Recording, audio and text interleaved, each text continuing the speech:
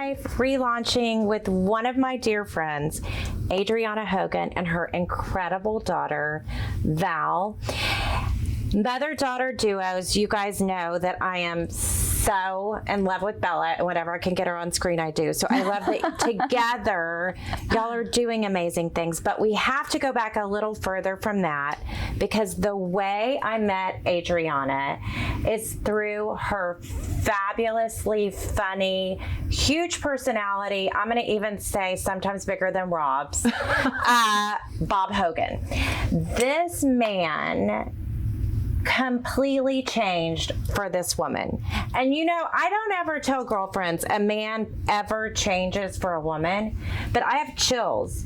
He is so doting and so sweet, and it is because of your heart and your love and your passion for life, for people. So the first time we met, we sat down at dinner, we laughed, we cried, we prayed, we probably cussed, and we told the best stories, and we connected in a way that was so incredible. And now you've taken all that passion, transitioned to a new career later in life, but you're still very young.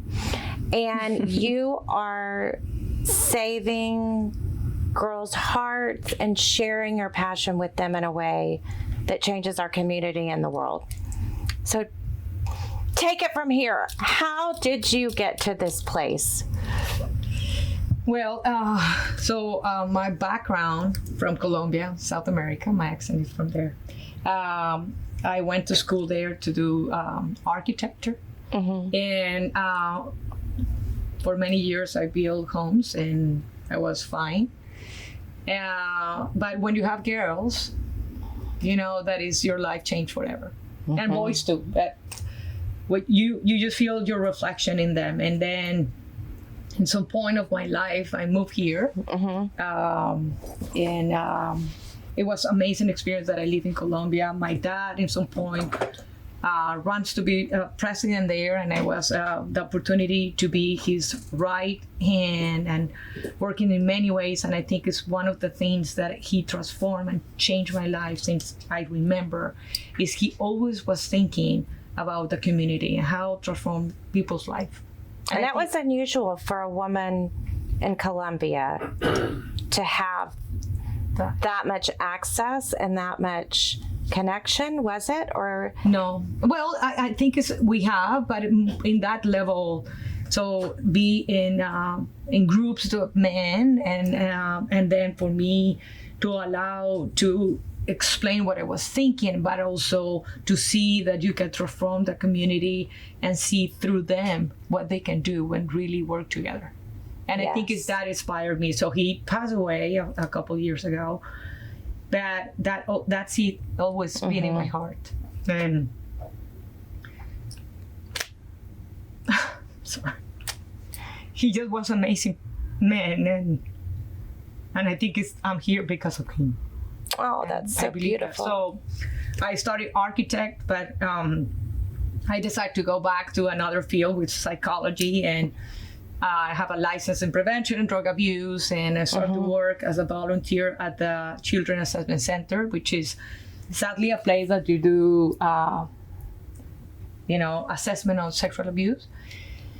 But in that moment, I feel like we have more to do. And in that moment, I was like, hey, how can we change this? Because what I see with women, I don't know when or how we become so in each other. But what I see is when something happened to us, like whatever type of abuse, we layers up. And then we end up drinking alcohol. We end up doing something We numb else. the pain. Yeah. And then after, we just figure it out, but it's too late. Or you know what? So in that moment, I was in the Texas Children Center, and then I was looking for prevention groups that I can really impact and transform their life before they go into in their life. And then I found that prevention in our Western society, we don't have too much prevention groups, which is sadly, but we respond to it, but there's not a process in place to prevent it. You're so right. Yeah. There's a big gap. It's more corrective. So we have AA or different type of groups that we deal after. But what about we can do prevention? What about we do before the girls start to learn the journey in such a painful way? What about we work together and instead to hate each other and compare with other girls, what about we teach the girls to transform their life inside, and then they can go and inspire the world? That's why it's called ECHO, because we say ECHO is go, but it's coming back. And it's not just that, but it's going around to the community. And then we do a great ECHO, it will come back even 10 times. Did you know? ECHO is come 10 times. And I really believe if we work together from that age, ECHO is start from the age through 25 age group. I think it's really, really, they can transform their life and they can go through their community and they can do their own ECHO in their community. So. And do you feel like that there's more depression, more anxiety in people your age now after COVID even? Yeah, I mean, I feel like there's a sense of like despair, I would say. There was so much isolation, and there was so much of that, like, I think, so I just turned 30, and I think that even being a millennial, and we grew up with a little bit of the internet, like how it was starting, and not quite so much like, but then, you know, our teenage years and our years when we were older, we definitely did have the internet. So then through that, we were like, oh, we're socially connected, we're connected. But I even fear that like generations that are younger than us are gonna feel that way, that they're connected socially. But I think that can only reach to a certain point. Like, it can definitely make us feel connected and connected internationally, but at the same time, like, it's not the same as being touch, here, emotions, or, you know, sharing, being vulnerable. Like, there's so much of your persona that you have to put up, and you can't authentically put that up with the internet watching every little bit of you. Instead of creating that and being able to explore different things, being able to, like, you know, try different clothes on and try different personalities on, or things that feel like they're more closely related to who you are. And it doesn't matter, you know, the clothes that you wear, and that's something one of my yoga teachers always says. She's like, it doesn't matter how much Lululemon you put on. It doesn't matter how many different poses or things and how much money you have, but like, what matters is the impact that you have in the world and how you authentically show that as yourself. So. And that authenticity is such a thread that we talk about in our podcast, and purpose is such a big part of it. You guys have been able to really change the landscape by having a purpose that's so clear. So you created this 501c3, and how do you share that with the youth? How do you reach out to them? How do you get to them? Because if it's not on Instagram or TikTok, sometimes you have a hard time reaching them. I know we definitely do use the social media platforms. Good. We do, because that is where people live, you know, and sadly or not, that is where the people that we're trying to reach, the girls and sometimes the parents too, that's where we spend so much of our time. So I think we do reach them through there, but it's taking them out of there. It's taking them into a space that is safe for them to really be who they are. So don't get me wrong, we are all over. We're on Instagram, we're on all over the things. Because that's the way people communicate now. So tell us about this project that you're launching now, that's coming up. So it is a series. So what you were saying, you're like, how are you reaching them? So it's all been a learning curve. Yes. I think, so I became director of operations. Oh gosh, I just stopped the mic. It might have been like a booming noise. But it's all right. Hi, everybody. making sure you're awake. Yes, authentic here. So yes, I became the director of operations officially about 2 months ago, but before that, like, we had started ECHO. I remember we sat down at a coffee shop and we just, like, it was my mom, my sister, and I. We were just like sitting there and coming up with all of these ideas spread like in different papers. And we were like, she told us like, I want you to be a part of this, because she's like, you two are my first echoes. You are the reflection of me and what I hope to carry out in the world. And this is, that's what we are. I love so it she's like, I need it to be the three of us. So I was like, okay. So is Echo 4?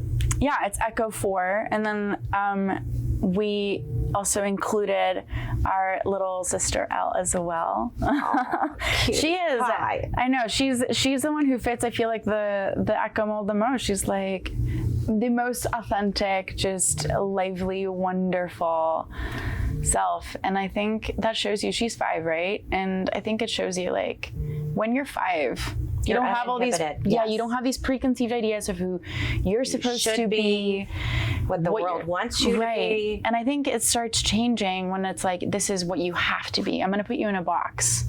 And we're trying to say, hey, there's all these different boxes you can fit into. You don't even have to fit in a box. You can fit in a circle if you want to.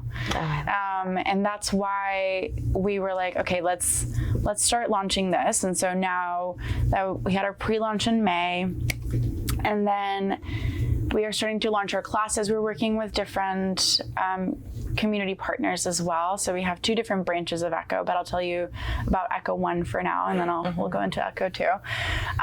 But Echo 1, right now we are still in the, what did we call it? Like the incubator. Yeah, we're still like in a baby preschool stage. So what we're doing is we still have the grand idea of having our own space and like having the girls come to us and creating like those groups, because so Echo's mission is transforming the lives of girls ages 8 through 25.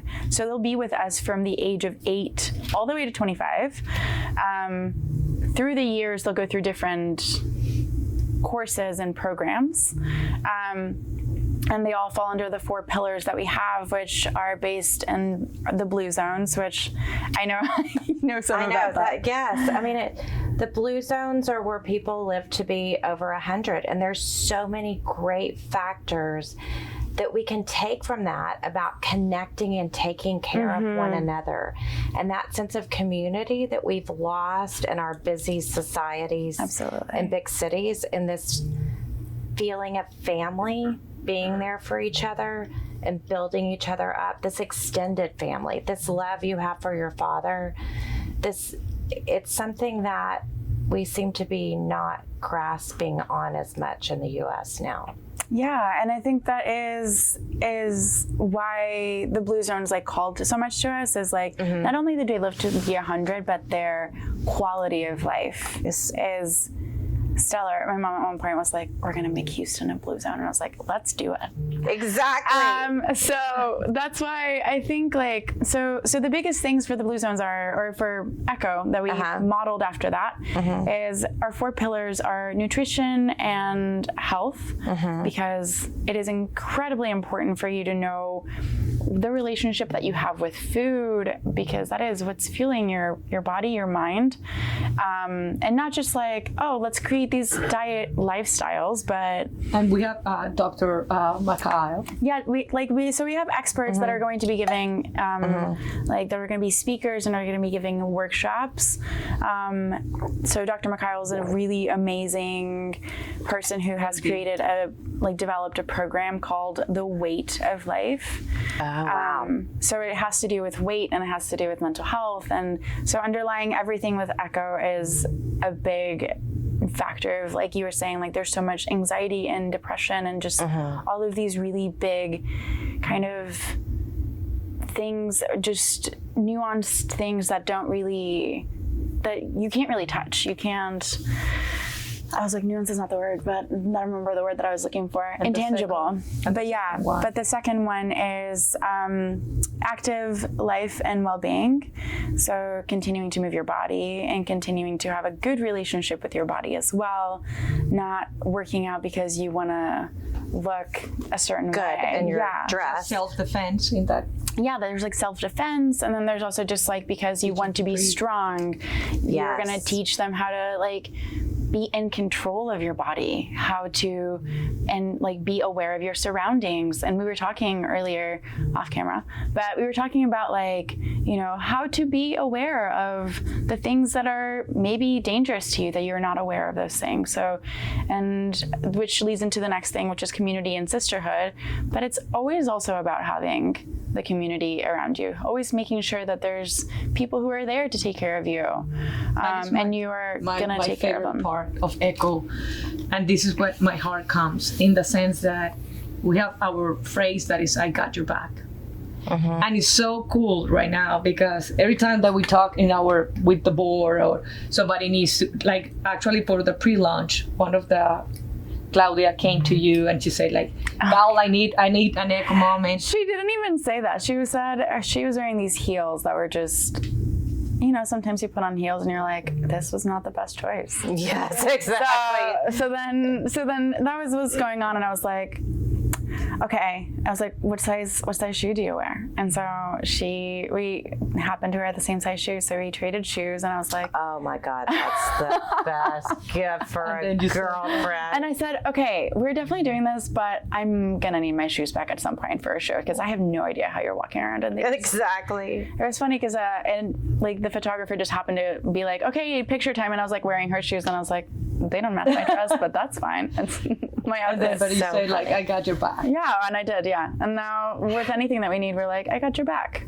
And we'll just text each other, be like, she left her phone at home one time and I ran into her to the airport and I was like, I got your back. And that's what I'm saying. So like, it's important to just have that feeling of community, even if you can't have it with family, because sometimes you don't get blessed with the most amazing family. Yes. And so I mentioned earlier that Bella has had a migraine for a year. We've been on this journey, and she's found so much relief by joining the POM team.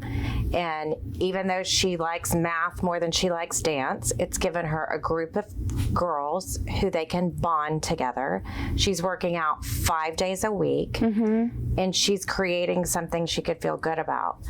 And in the process, she's losing weight too, which is not what but she's actually getting fit. And so when I would say to her, you need to work out when you're anxious or you're hurting or you're in pain or you're depressed, it's the last thing you want to do. But like, it truly changes everything. She's on a low histamine diet. She's cut out a lot of sugar.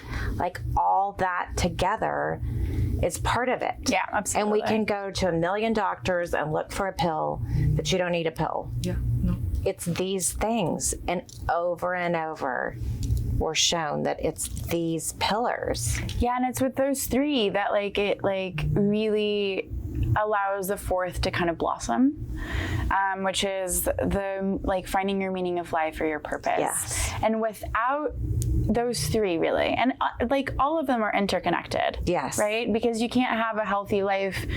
Like I was not in a great state of mind, and I was working out and I was doing all the things, but I was not being very healthy with the food that I ate. And so like that got to a point where just like everything will, like those four together just creates such a sense of like flow for your life, for just like your community, for everything around it. Because if your life changes, you impact somebody else's life, you have the capacity to do that. And so it's that's what we are doing. So right now we are kind of focusing on that meaning of life and purpose pillar, just to kind of showcase it. So we are launching our Looking Inward series, and the first workshop we're having is actually this Sunday at 2 p.m. At Bella Polk on, what is River that? Oaks. Yeah. So on West Gray. So it is a workshop that is called The Power of Self-Image, and it's done by a lovely. She is a wonderful image consultant named Monica Delgado, and we've never been the type of person to be like, you have to wear these clothes and you have to use these things. Although don't get me wrong, like it changes the way you feel. Sometimes it feels great when you put on something fun. When you wear pink feathers, absolutely, it makes you feel sassy. If I were to wear pink feathers, like you would not feel sassy. You would be like, oh my god, I have on pink feathers. And that's what I'm saying. So like that fits you so perfectly, and like you're like, I was looking at it when I walked in. I was like, love this style, but like that's not who I am. And if I were to put it on because that's what I'm supposed to do, absolutely, like it would just not be me. And so that's what this series says, is how, like, what are parts of yourself that you are looking to hide, and why are you hiding them, and why, like, what is it that you want to find, and what do you want to showcase? And it's finding your inner image so that you can represent that on the outside and feel comfortable with that. And like, growing up with this woman as my mother, it's there's times when I'm like, oh, I should be wearing this. Or what's one of my favorite things is we'll go into her closet, and every now and then I'll be like, whatever, I'm gonna try this on. And sometimes I end up being like, oh, I love it. Like, and it's usually her and my sister and I. It's usually the three of us always. The old house coming into the picture. Oh, she loves that. Oh, she does. Oh my gosh. Oh, I bet. Oh my God. It. You have to see this dynamic in the closet with all of us. Yeah. This beautiful energy that So. And that it's is just everything so about fun. like empower and like, oh my God, you look so cute. And it's never like, oh, that does not look good on you. It's like, I think the one before looked better. Like, or you, and it's also like the way you carry yourself. So you're definitely going to feel, if I'm going to put something on that's just not me, I'm going to act different. I'm going to, hunch my shoulders or just like not feel myself. And I think having people, being surrounded by people who know what your true self looks like, and like them seeing you, wear something or be in a place or act in a certain way, they're like, what's going on? That's not who you are. Like, are you okay? Like, or that's how they know, that's not the best style, but like it goes so much more deeper than that, This is what we call our echo team, and we try to pair girls from the age group, but also no more than 8. We believe that we wanted that they get together, they know each other, and when they go into the world, they will have that support to, and instead to go and have their friend in the bar to say, like, what about you call your echo group and say, hey, I have this. They know you, they know your style, they know what's going on. And for me, to have a mentor in that group is very important to us. So in any group, we have this mentor that is about mental health. It's about like what I cannot understand, what cannot my friends. Then we have somebody that we can reach and say, hey, this is going on with me. For me, every time that we have workshops, the ideal program in the future when we have more girls, when they are together, they become their own selves because everybody feel comfortable with each other. But for me, the most important part is what you cannot understand, then you have somebody to ask questions to you. Why you do that? And then you listen to yourself. And for me, what it mattered the most is to get that support system with somebody that has the capacity and is experts to help you, and not to the end that you already so messed up. I'm sorry, yes. That you have to go, hey, I need a therapist, but you're already going to 5 marriages and like alcohol abuse and many things has happened when we are child. We never go and talk about this until it's too late. And I found that why we need to wait too long. Why we need to wait until we get sick to find the way that we could live this way. So that's why we got these 4 pillars, which for me is like why we try to not transform these girls, but even the community. It is. And I I think, I don't remember this exactly, but Mother Teresa said something about the way you can change the world just to love your family. And I think if we all just said that, like, you meet a person and you feel connected to them, and wherever you are, you were saying that off camera too, like they became your mission to help them and to give them something. And yeah, it's true. Like, we're all looking at what can we do in a big way to change, and we could all every day affect change. And when my daughter was going through so much, I would send her these daily inspirations. And so I knew that would help me. So I started doing it to her. She rejected it. Now she shares them with her friends. So there is this domino effect we can have by doing this and by sharing these different things. Yeah. So tell us a little bit about the gray coat. Oh, okay. That gray coat is coming from my heart. I won an award because it's basic. This book is a storyteller for children that we create an awareness to what is whatever type of abuse or something that is not right for them. So what I've been searching, I've been studying. It could not just appear. It's 8 years of studies and work through it. Yeah, there's binders. Lots of binders. Research and Yes. a lot of the statistics. But the point is, we as a humans, everything is around us. Everything. So with children, we found that children, it was my fault. When you get the parents are divorced, it was my fault. So when children is being abused, any type of abuse or something happened to them, they always say it was my fault. And in that moment, shame came to the shoulders.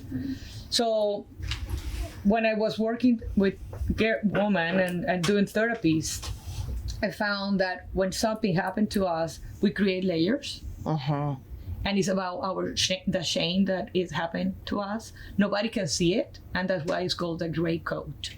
Because the gray coat is on top of Lulu, that is a little bear that something suddenly get to the shoulders, and you have to read it because it's basic. It's about talking about the good secrets.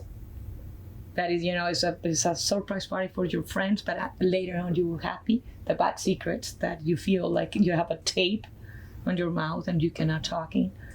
And then this gray coat over the time, Lulu couldn't even dance, play, because it's coming. They have a huge pocket with very mean words. And over the time was bigger and bigger and bigger. And Lulu couldn't dance anymore. She lose a sense what happened. But if someday something happened and this is broken apart, and you will see why. You have to read the book. Oh, what a cliffhanger.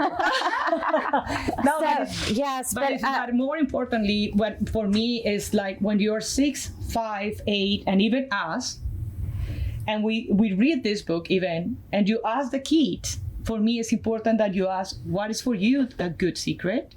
What is for you a bad secret? Because over the time, you lose, or we lose the sense what is normal and what is not. Especially when they have abuse, because that is what the line is aggressor tried to do. And then it's a lot of complicity behind. Believe me, I work at the Children's Assessment Center. I can go through and talking to you for hours about this topic. But what I see is about shame is cut your worth. When you have a shame in your life, you feel like you are not good enough. I'm not worth, because something happened to me that they take away my worth. An aggressor came to me and they removed what I was. And so my worth doesn't exist. But when you remove that shame, when you talk about what happened and you work through the process, you find your worth. And believe me, when girls find their worth, nobody will stop them. Nobody. And Echo's here with the big boys to tell them that they are bigger than their stories. And we are here for them. I love this. And so I was sharing off camera earlier that statistically I've heard that young kids first are exposed to pornography when they are 9. Which is wild. And and we talked about this sort of normalizing these blurred lines of what love is, what songs are telling you love is, what relationships are supposed to be, and defining what's acceptable and what's not. And then this feeling of wanting to fit in or be cool or be liked. So there is so much to that part of the journey. Can you share a little bit about that too? Yeah, so that's why our project is start for the age of 8 through 25, because in that age is so important that we talk about and we do these workshops. So, and it's not just, I understand that you're talking about the topic about abuse, but I'm talking about everything, because it's about food. It's about, like, because healthy. we can use food as, I mean, I use chocolate when I'm upset. I go for chocolate as a coping mechanism. And I've been having a lot of chocolate, Rob. So. I think also, like, you were talking about that, and it just made me think, like, some of the classes that we're going to have are, like, how to, you know, have, like, healthy relationships with your friends, with significant others, with whatever it may be. And sometimes there's not a great role model to tell you, or sometimes even then, like, it's not the best thing that you've ever seen on the media or some sort of movie or anything that you've been exposed to. But until somebody tells you, hey, that's not healthy, that's not okay, they're like, oh, what do you mean? That's normal to me. So it can, for Echo, I think it can go into so many different aspects of that. And something I hear as a thread through all of this is that we're talking about discernment versus judgment.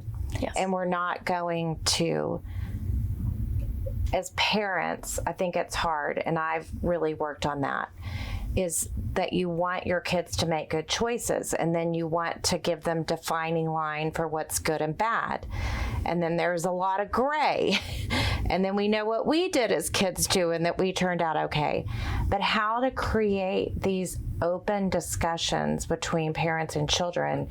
And that's one of, I think, my favorite things that Bella says about me to her friends is she says, you can trust my mom and you can share with her and she won't judge you or she won't tell your parents.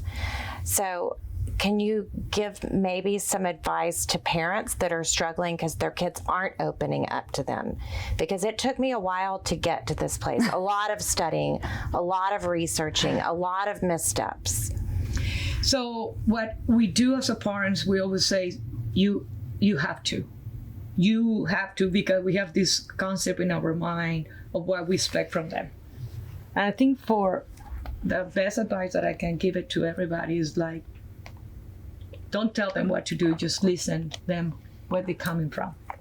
And instead to tell them, you have to clean your room, you have to do, just go and sit down with him for 2 minutes. I know it's busy, crazy, I've been there, but just get 2 minutes to just listen, how was your day?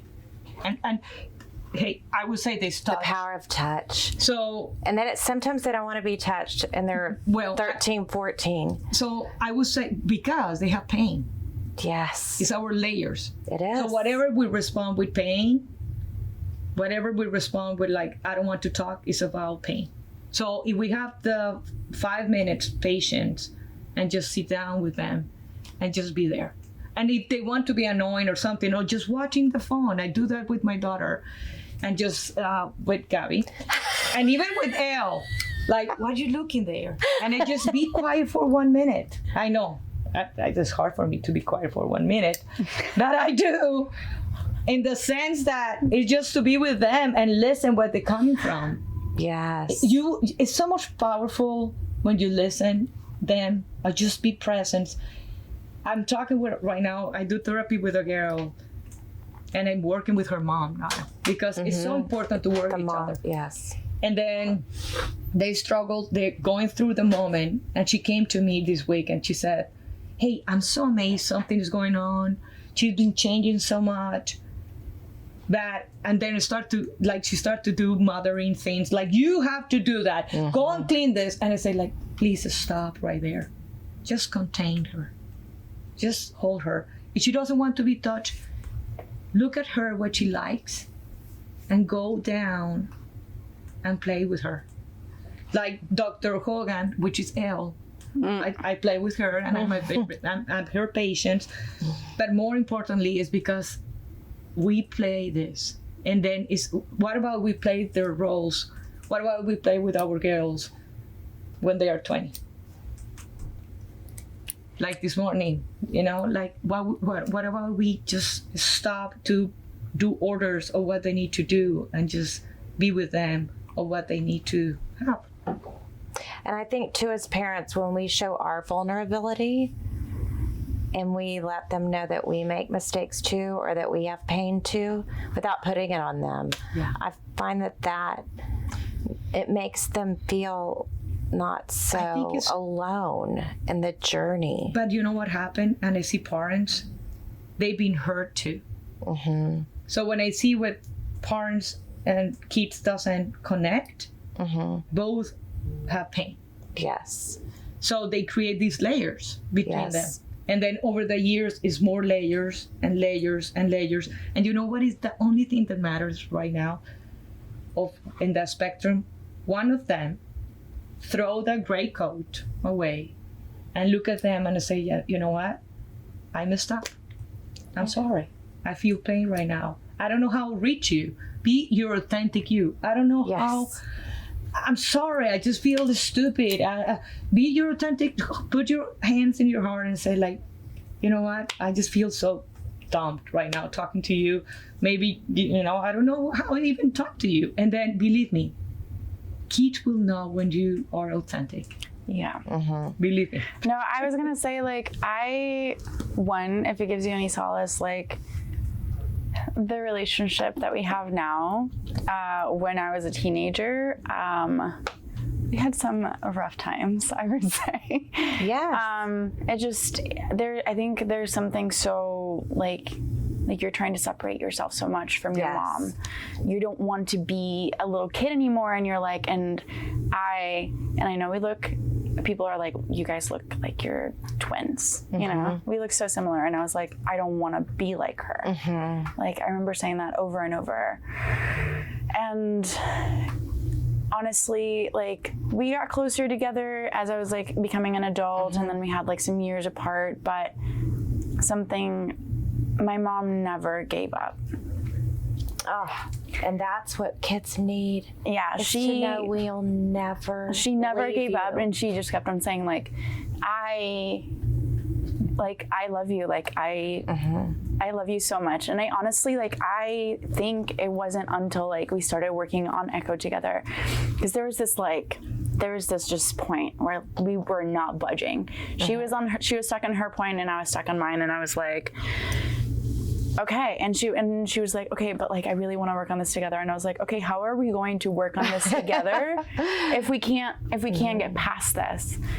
And it was so like important for me. And I was like, I'm not giving it up. Like, I'm not giving up.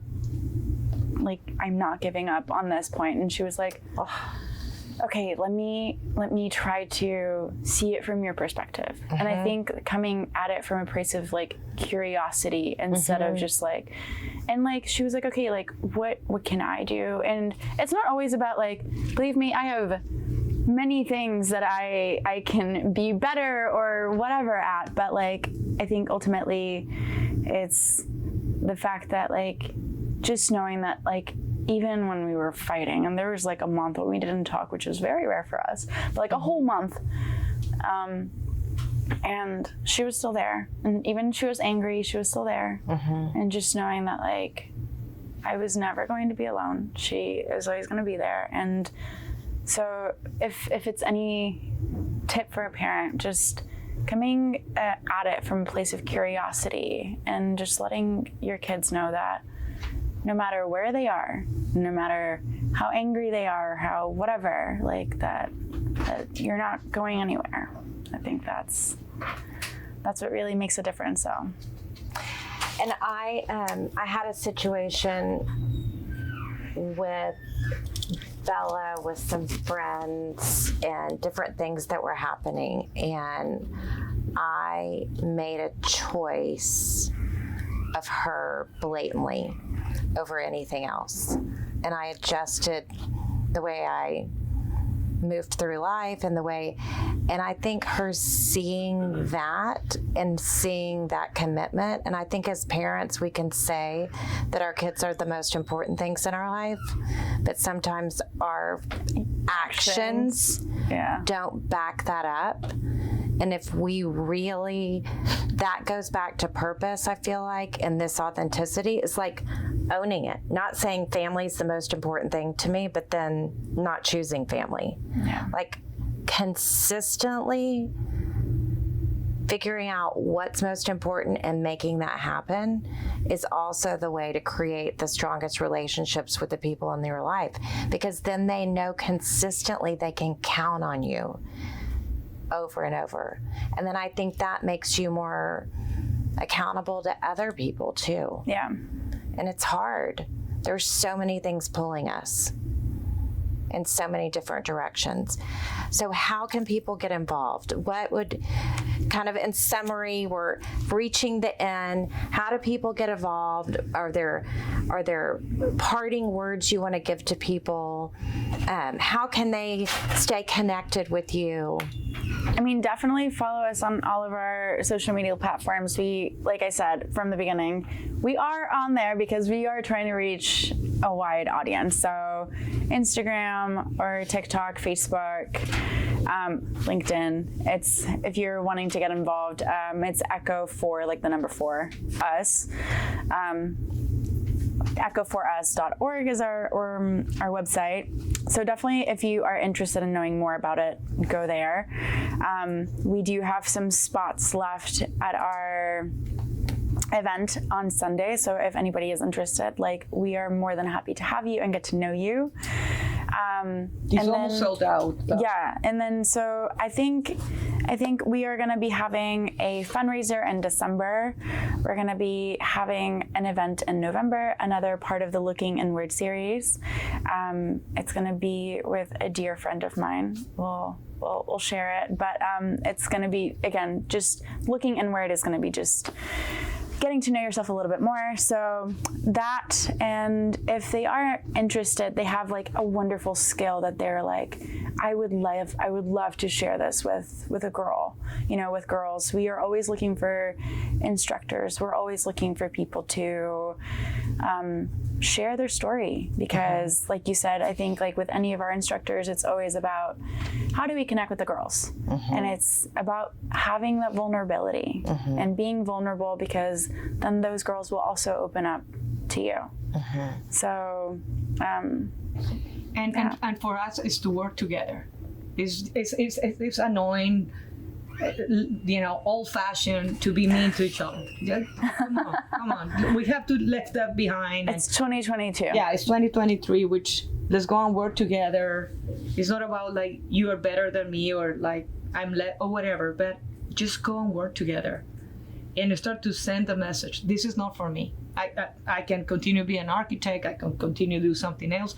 Love courses, love to travel, you know, that more that for me is the world need this message. And we create this platform for you guys. So it's time to pass it on the message. Maybe if you can come on Sunday, reach us for us. We can find that way. And then you can be there. You can listen more about it. And I really believe it's not about 20 million girls, but one. If one girl transforms their life, I'm happy. And then that one girl shares with another girl. Ask her about the girl in Frankfurt Airport working in the hot dog kiosk. I've got a letter from the crowd. We want to know about the girl at the hot dog kiosk. Well, this is what is happening. My journey has been this way. I walking through life, and every day is something, seriously. A girl comes and open their heart, and I just have the mission as echoes in my heart. I'm walking through it is. So we went to the airport, Frankfurt Airport. That's so funny. The girl, I think, was from Romania, if I remember. Romania. And we stopped to have hot dogs. We were flying actually, and the complicity to understand that we were flying privately. Well, this is another story, but just got there. And then we decided to eat hot dogs, and then the girl started to share the story, which has happened. That People open up to you Yes. because your heart is so open. People tell you things. Yeah, it They is. don't tell other people. Yeah. But she started to share the story, and for whatever reason, I had to share for her that she was bigger than the story, what she went through it. She was a struggle. She didn't feel enough. She was very, very upset, and very depressed. A lot of mental situation in that moment. And it took me only 5 minutes that she just completely transformed her thought. And she just hugged me. She just, hugged me. And she said, "Hey, can I follow you? I share my WhatsApp, we've been talking." But the most important part is like, that is what we need to do. Not what we need to do, but why we don't walk that way. And instead to just going through it without see who is around. It took me 5 minutes, and her life completely transformed. And she looked at me, and then she feel like she was worth enough, and she was bigger of that, her story that she went through it. And I love it. I love to do part with this process, and I have passion for this, and I really believe that we can transform the girl's life. And I've thought about this with Bella and her friends, because the friends groups change and there's ebb and flow, but there's girls that are struggling. Like, some of her friends are cutting themselves. Some of them are talking about suicide. Like, it's real things. It's real, yeah. It's real things. And to give them a way to get together. Like, I thought, is it Bible study? Is it like, maybe there's a way that we could create groups of people to get together that are vulnerable but know that they're safe, and they can have a pact together to keep it private. Because I think that's a big part of sharing, is that safe vulnerability. Yeah. And we could do that through Echo. So we can take a look at that. I think it could be think that would be amazing. wonderful. I do. I think that there's, like I said, there's so much interaction where you feel so connected, but you also, through social media, it can be a great tool to connect people, but it can also be like, you compare each other, you do all of these things, and so you feel like, I feel like my generation and the younger generation, like, we feel so like you need to be something more than you are, but It's never enough. You're not connecting. You're not actually connecting on there and being vulnerable on there. So, and for me, what I see is not just the girls, it's the parents and the mothers who are there and struggling. So what I see, and it happened often when I moved to the United States and here in Colombia, everywhere. What happened, women, we put the makeup, we know how to do it, we put heels and we go out, even though we are so bad, emotional, dealing with something. So Echo, as you said, is a safe place, but we wanted to know, and we wanted to reach that also. It's not only for girls, but the mothers. Just give the step and say, like, you know what?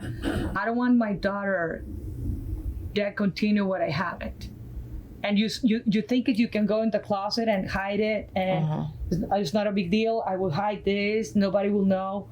You are the one that you see your face and you know the truth.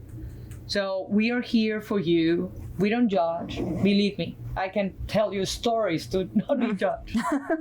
So, but this is who we are. And we know we've never been in your shoes. So why we need to judge you?